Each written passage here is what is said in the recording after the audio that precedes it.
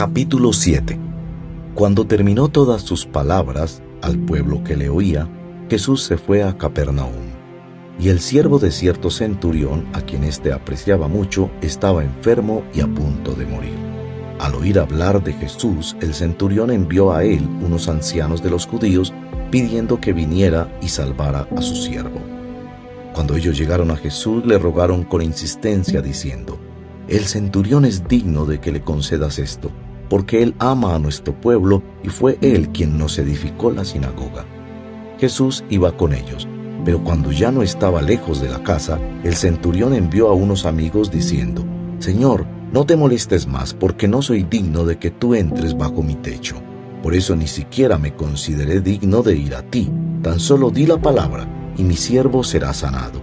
Pues yo también soy hombre puesto bajo autoridad, y tengo soldados bajo mis órdenes, y digo a este: ve, y va, y a otro: ven, y viene, y a mi siervo: haz esto, y lo hace». Al oír esto, Jesús se maravilló de él, y volviéndose dijo a la multitud que lo seguía: «Les digo que ni aun en Israel he hallado una fe tan grande». Cuando los que habían sido enviados regresaron a la casa, encontraron sano al siervo. Aconteció poco después que Jesús fue a una ciudad llamada Naín, y sus discípulos iban con él acompañados por una gran multitud. Y cuando se acercaba a la puerta de la ciudad, sacaban fuera a un muerto, hijo único de su madre, y ella era viuda, y un grupo numeroso de la ciudad estaba con ella. Al verla, el Señor tuvo compasión de ella y le dijo: «No llores». Y acercándose, tocó el féretro, y los que lo llevaban se detuvieron. Y Jesús dijo: «Joven, a ti te digo, levántate». El que había muerto se incorporó y comenzó a hablar, y Jesús se lo entregó a su madre. El temor se apoderó de todos y glorificaban a Dios diciendo: «Un gran profeta ha surgido entre nosotros». También decían: «Dios ha visitado a su pueblo». Este dicho que se decía de él se divulgó por toda Judea y por toda la región circunvecina. Entonces los discípulos de Juan le informaron de todas estas cosas, y llamando Juan a 2 de sus discípulos, los envió a preguntar al Señor: «¿Eres tú el que ha de venir o esperamos a otro?».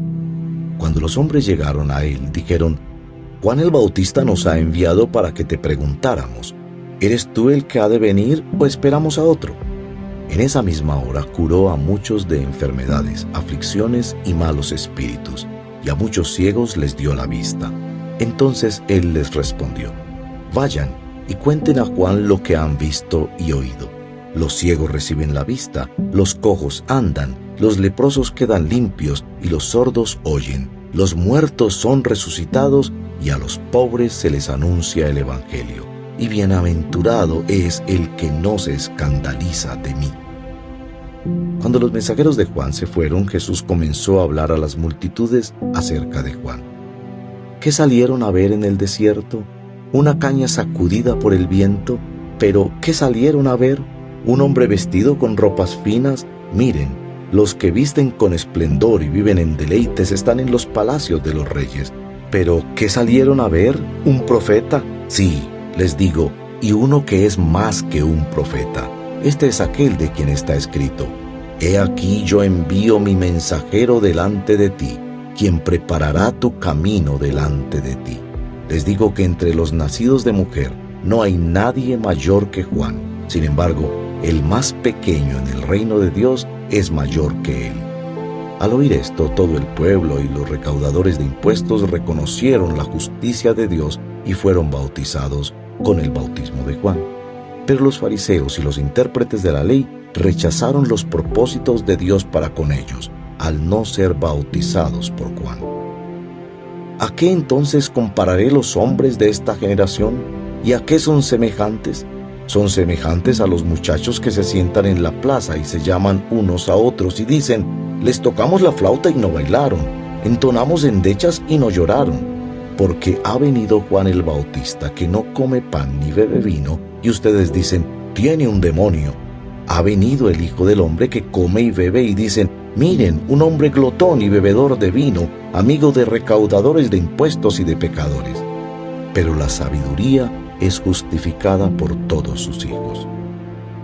Uno de los fariseos pidió a Jesús que comiera con él, y entrando él en la casa del fariseo se sentó a la mesa. Había en la ciudad una mujer que era pecadora, y cuando se enteró de que Jesús estaba sentado a la mesa en casa del fariseo, trajo un frasco de alabastro con perfume, y poniéndose detrás de él a sus pies, llorando, comenzó a regar sus pies con lágrimas y los secaba con los cabellos de su cabeza, besaba sus pies y los ungía con el perfume.